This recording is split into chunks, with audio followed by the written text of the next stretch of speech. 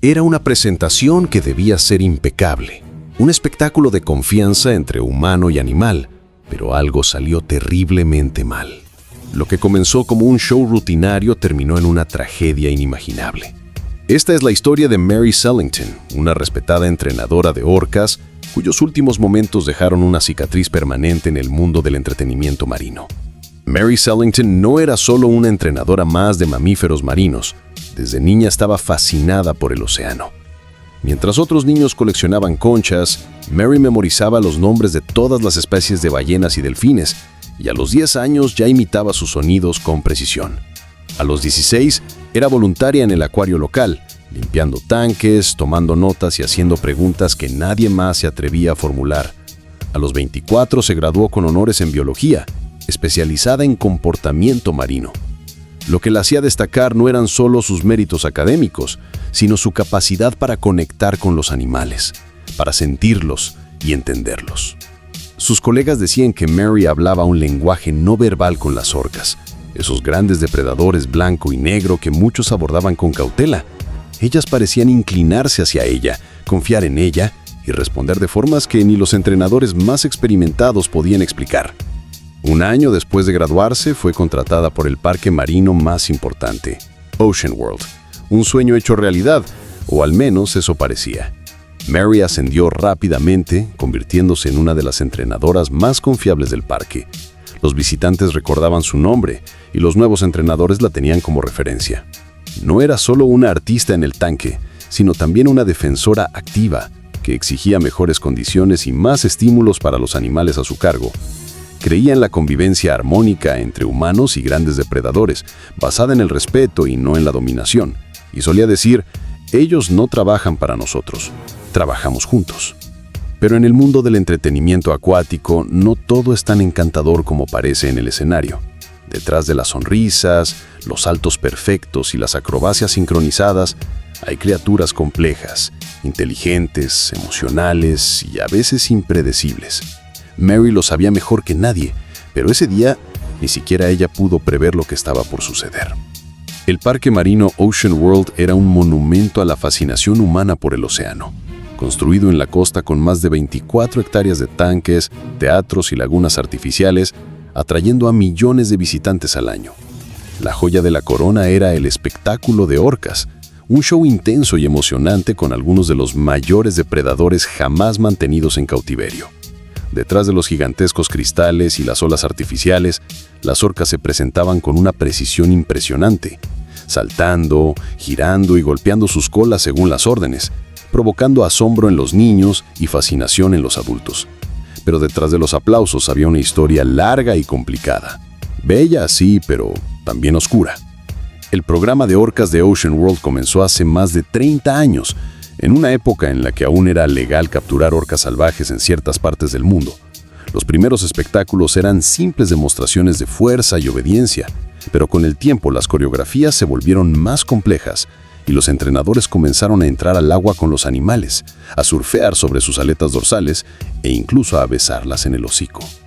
Lo que el público no veía era la presión psicológica y física para mantener esa ilusión de armonía. Entre todas las orcas de Ocean World, un macho se destacaba especialmente: Cairo, un enorme ejemplar de 5.000 kilogramos, capturado siendo apenas una cría en la costa de Islandia y mantenido en cautiverio durante más de 20 años. Con 7 metros de largo, Cairo imponía respeto. Fuerte, con grandes aletas y cicatrices en los costados, fruto de disputas con otros machos, era descrito como inteligente, temperamental e impredecible. Cairo ya había protagonizado varios incidentes, ignorando órdenes, mostrando signos de agitación o comportándose de forma territorial con el equipo dentro del agua. Ninguno de estos episodios causó lesiones, pero todos fueron registrados y rara vez divulgados. Expertos en comportamiento de mamíferos marinos advertían desde hace años que las orcas, especialmente los machos, pueden desarrollar trastornos conductuales en cautiverio. En la naturaleza, recorren hasta 160 kilómetros por día, viven en grupos familiares cohesivos y forman lazos sociales complejos. En un tanque de concreto, aislados de estímulos naturales y divididos en grupos artificiales, la frustración aumenta. La doctora Helen Sherfield, bióloga marina de renombre y ex consultora de Ocean World, Lo resumió así: cuando sacas a una orca de su entorno natural, no solo estás poniendo su cuerpo en un tanque, estás encerrando su mente y a veces se rompe. A pesar de las advertencias, Cairo seguía siendo una estrella. Llenaba las gradas, se presentaba y, lo más importante, confiaba en Mary, o al menos hasta cierto punto. En las semanas previas al ataque, algo cambió. Cairo comenzó a flotar inmóvil en la superficie, respondía menos a los entrenadores, empezó a hacer chasquidos con la mandíbula con mayor frecuencia, una señal clara de agitación o intento de afirmar dominio. Las señales estaban ahí, sutiles pero presentes. La mañana del ataque, el agua parecía tranquila, demasiado tranquila. Era 17 de febrero, una mañana soleada en Ocean World. El anfiteatro se llenaba para el show del mediodía. Entre bastidores, Mary seguía su rutina, revisando la lista de tareas, conversando con colegas y observando a Cairo nadar en círculos, de forma lenta y calculada. A las 11:58 entró en la plataforma con su traje de neopreno cerrado, el cabello recogido y los auriculares puestos.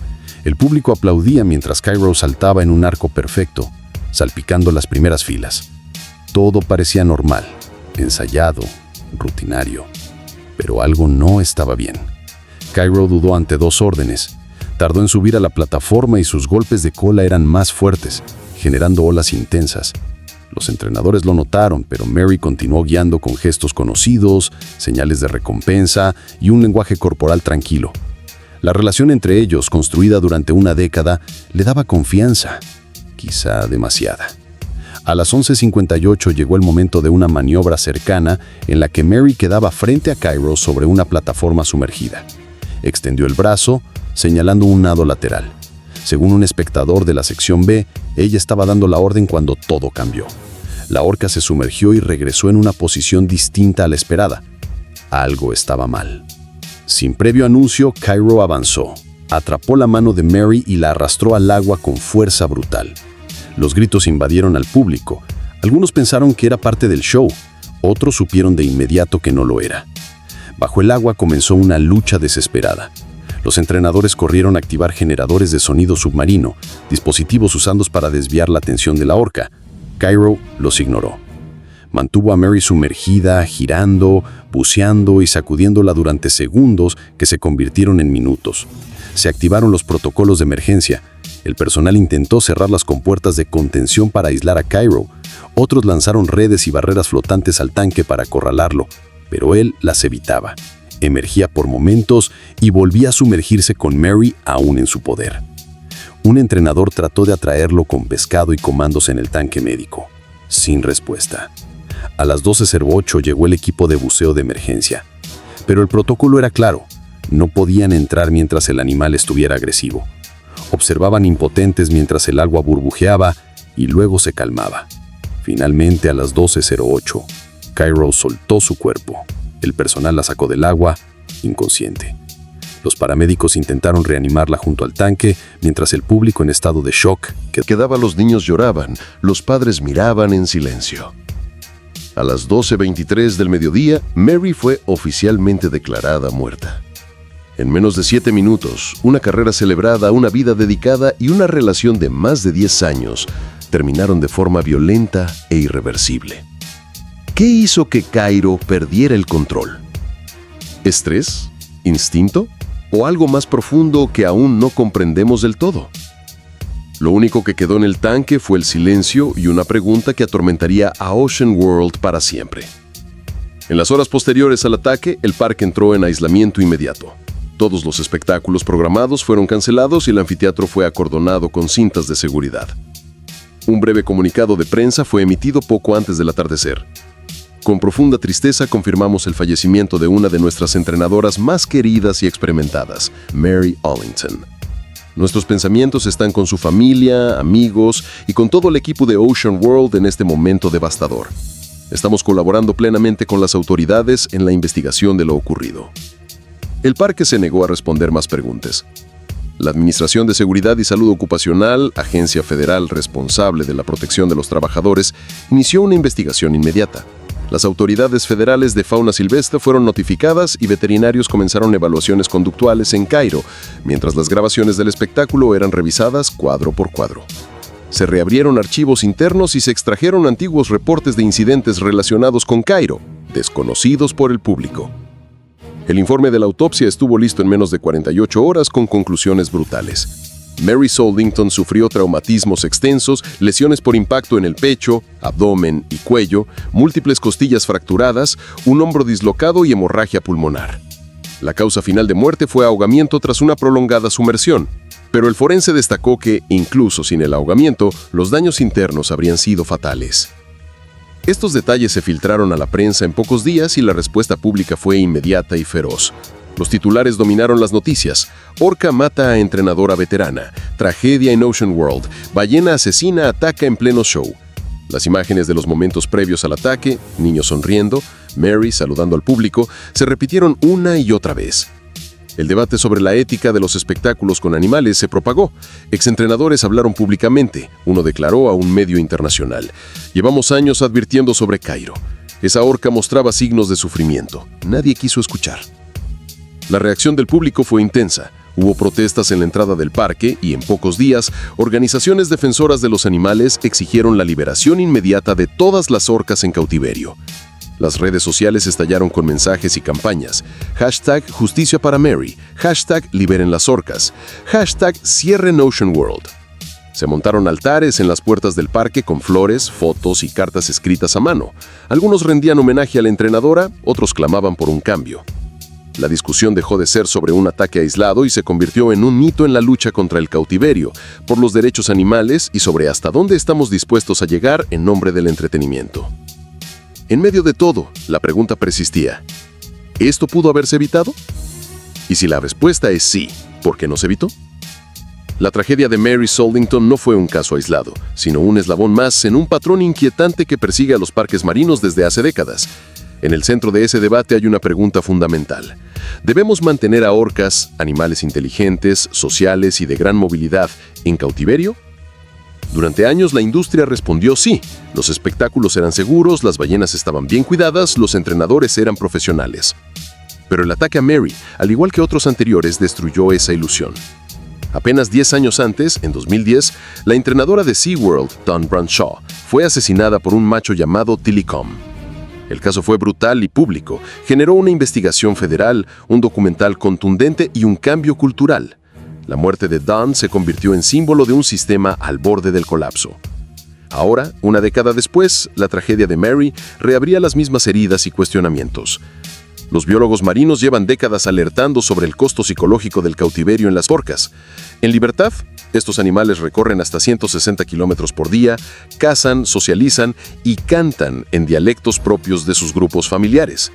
En los tanques, su mundo se limita a paredes de concreto, alimentación controlada y una rutina de espectáculos que apenas satisface sus necesidades físicas y mentales.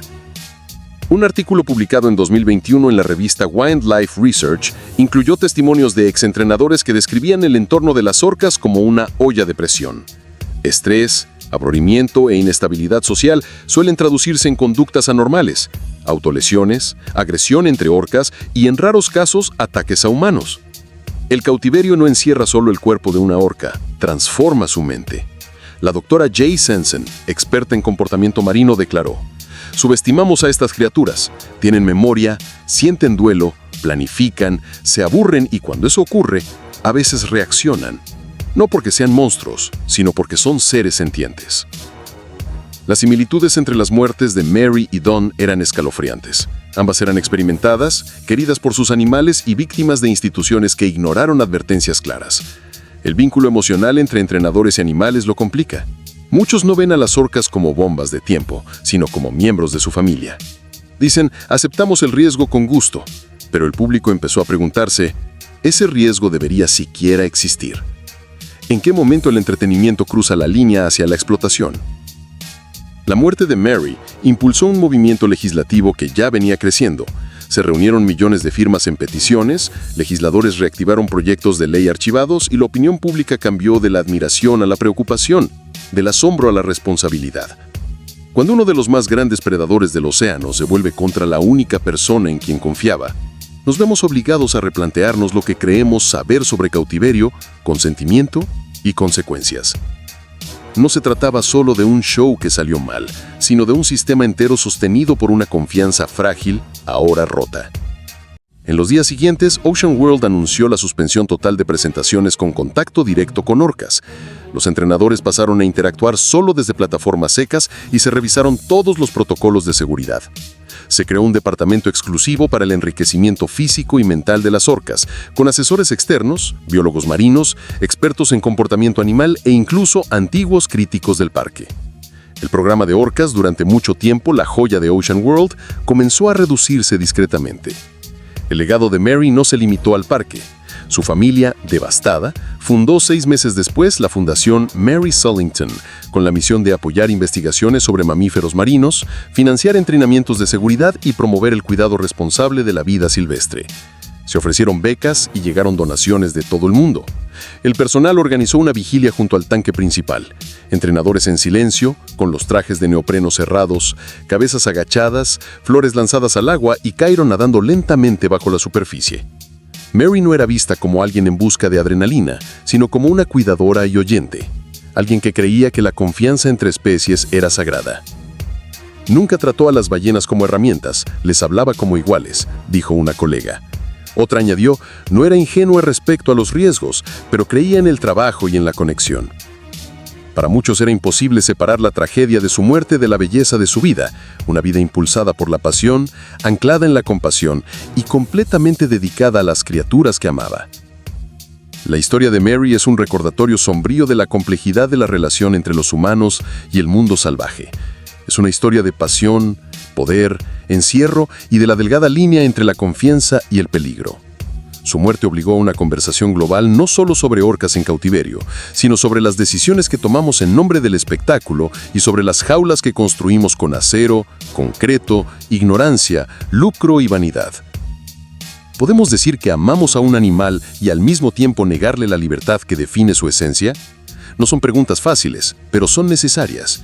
La historia de Mary impulsó reformas, despertó conciencia y puso la compasión en primer plano. Pero el trabajo no ha terminado. Si tu historia te conmovió, que sea solo el comienzo. Apoya la conservación marina, infórmate sobre la realidad de los animales en cautiverio y comparte lo que sabes, porque cada grano de arena cuenta en la lucha por un mundo más justo. Si te gustó el video, deja tu like, comenta abajo qué te pareció y suscríbete a nuestro canal para estar al tanto de todas las novedades. Te espero en uno de esos videos que están apareciendo ahora en tu pantalla. Cuídense, gente.